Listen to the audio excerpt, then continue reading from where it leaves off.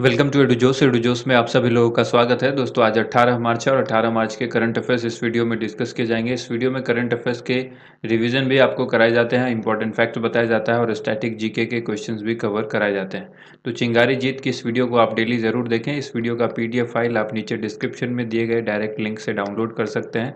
और अगर वीडियो पसंद आती है तो इसे लाइक एंड शेयर जरूर कीजिएगा। शुरुआत करते हैं हमारे डेली मोटिवेशनल कोट से।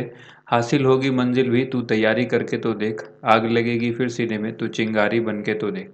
तो आप सबको चिंगारी बनना और चिंगारी बनाना हमारा काम है, यानी एडुजोस का काम है। क्योंकि यहाँ पर आपको जिस तरह से करंट अफेयर्स और स्टैटिक जीके के क्वेश्चंस कवर कराए जाते हैं, किसी भी चैनल पर इस तरह की चीज़ें आपको नहीं मिलेगी। आप एक बार पढ़कर 10 से 15 मिनट अपना समय यहाँ पर दें, ताकि आपको फ़र्क महसूस हो सके। तो चलिए शुरू करते हैं हमारे आज की इस वीडियो को। इसमें सबसे पहले आपसे कल के जो चिंगारी प्रश्न है उसका उत्तर देख लेते हैं। कल पूछा गया था, इन जानवरों में से किसके जबड़े नहीं होते। चार ऑप्शंस थे, इन जानवरों में से किसके जबड़े नहीं होते। तो राइट आंसर हो जाएगा मिक्साइन, ऑप्शन नंबर बी इसका करेक्ट आंसर होगा। अब आज के करंट अफेयर्स देख लीजिए।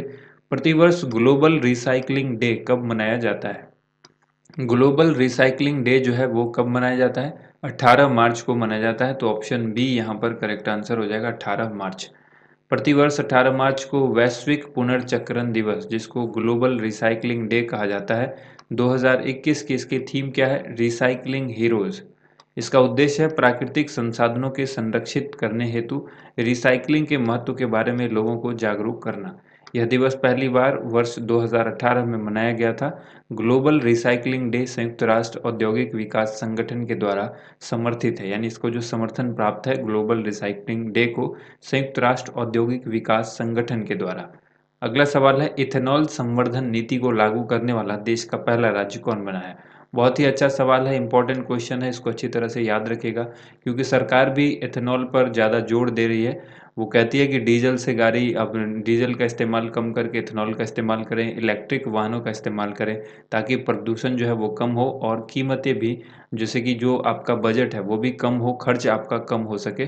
तो ये आपको ध्यान रखना है। इथेनॉल संवर्धन नीति जो है इसको लागू करने वाला देश का पहला राज्य बन गया है बिहार। ऑप्शन ए इसमें करेक्ट आंसर हो जाएगा। हाल ही में बिहार एथेनॉल संवर्धन नीति यानी एथेनॉल प्रमोशन पॉलिसी को लागू करने वाला देश का पहला राज्य जो है वो बिहार बन गया है। देश की पहली बिहार एथेनॉल पॉलिसी को राज्य कैबिनेट ने मंजूरी दे दी है। इसके तहत इथेनॉल का उत्पादन करने वाले उद्यमियों को 15% यानी 15% तक कैपिटल सब्सिडी के रूप में मिलेगी। अधिकतम कैपिटल सब्सिडी 5 करोड़ रुपए रहेगी। इम्पोर्टेंट फैक्ट यह है कि बिहार देश का पांचवां सर्वाधिक इथेनॉल उत्पादक राज्य है। इथेनॉल क्या होता है, यह एक तरह का अल्कोहल है जिसे पेट्रोल में मिलाकर गाड़ियों में फ्यूल की तरह इस्तेमाल किया जा सकता है। इसका उत्पादन मुख्य रूप से गन्ने की फसल से होता है, लेकिन शर्करा वाली कई अन्य फसलों से भी इसे तैयार किया जा सकता है।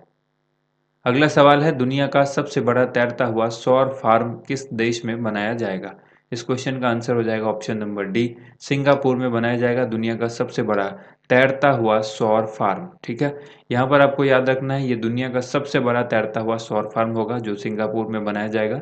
इसका उद्देश्य क्या होगा, अक्षय ऊर्जा को बढ़ावा देना। सिंगापुर एशिया में सबसे बड़ी प्रति व्यक्ति कार्बन डाइऑक्साइड उत्सर्जकों में से एक है।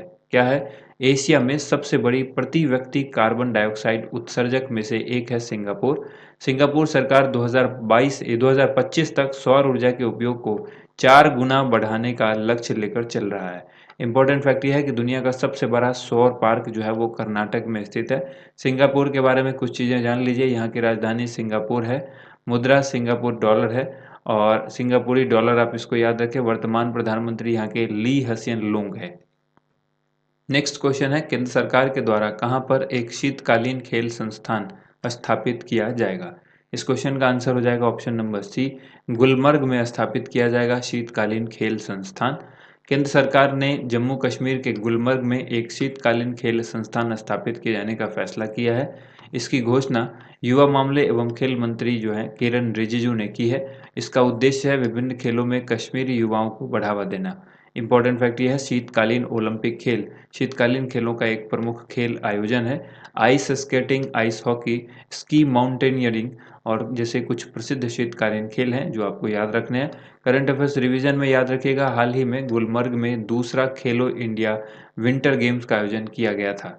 गुलमर्ग में ही पहला खेलो इंडिया विंटर गेम्स भी आयोजित किया गया था, ये आपको याद रखना है। ठीक है, नेक्स्ट क्वेश्चन यहाँ पर देखिए, महिलाओं के लिए गर्भपात कराने की सीमा 20 सप्ताह से बढ़ाकर कितने सप्ताह तक कर दी गई है।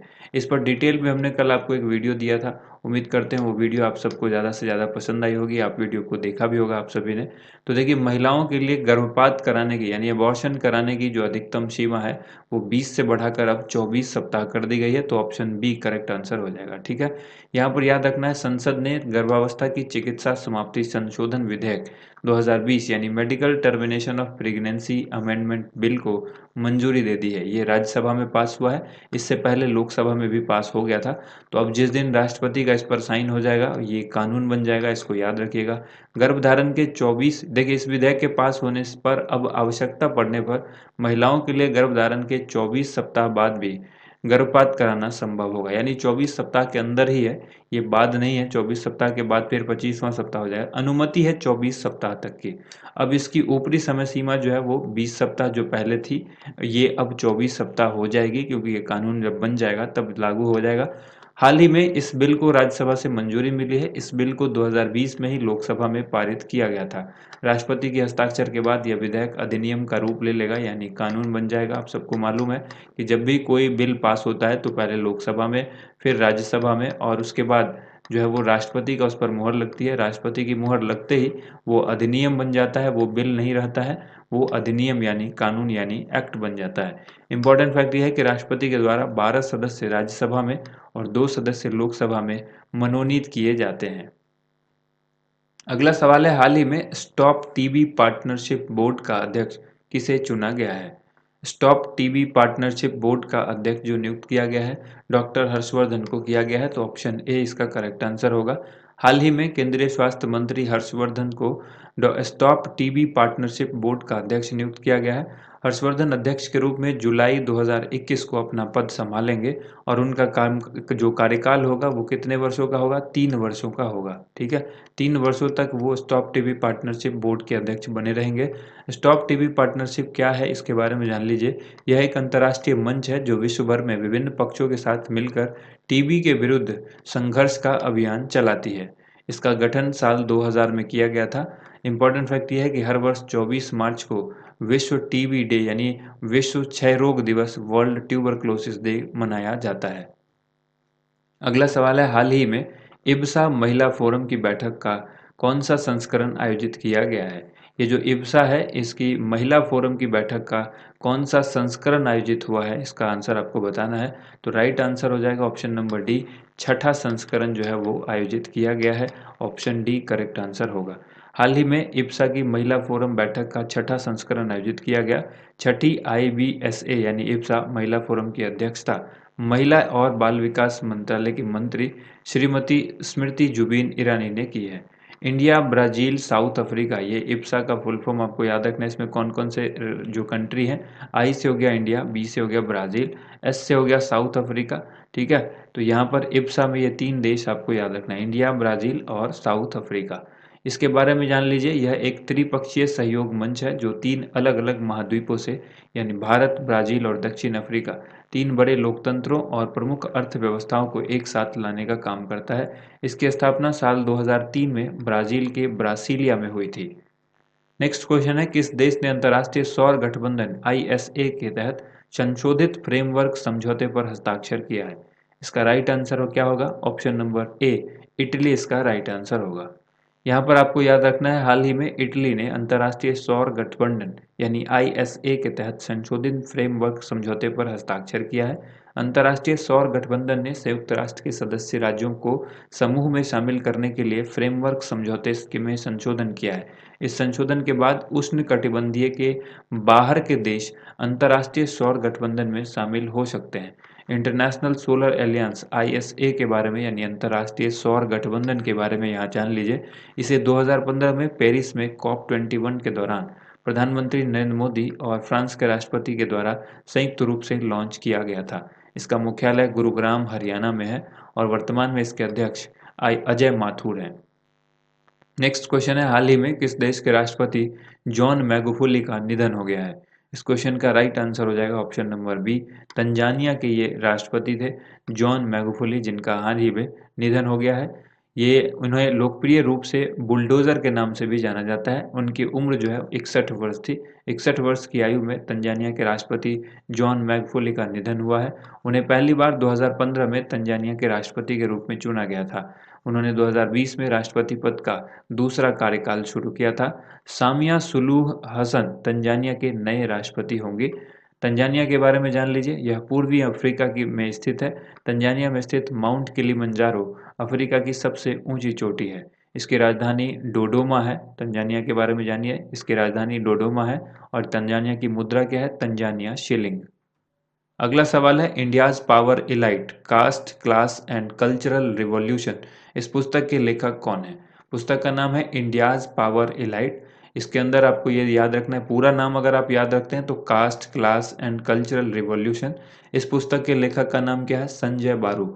Option number A correct answer हो जाएगा, संजय बारू। यहाँ पर देखिएगा, एक्स्ट्रा खुराक के कुछ क्वेश्चंस आपके सामने पूछे गए हैं। यहाँ पर 5 क्वेश्चन आपसे पूछे जाते हैं डेली। आईसीसी वुमेन्स टी20 वर्ल्ड कप 2022 का आयोजन किस देश में किया जाएगा? आईसीसी मेंस टी20 वर्ल्ड कप 2021 की मेजबानी कौन सा देश करेगा? फीफा वर्ल्ड कप 2022 का आयोजन किस देश में किया जाएगा? कॉमनवेल्थ गेम्स 2022 का आयोजन किस देश में किया जाएगा?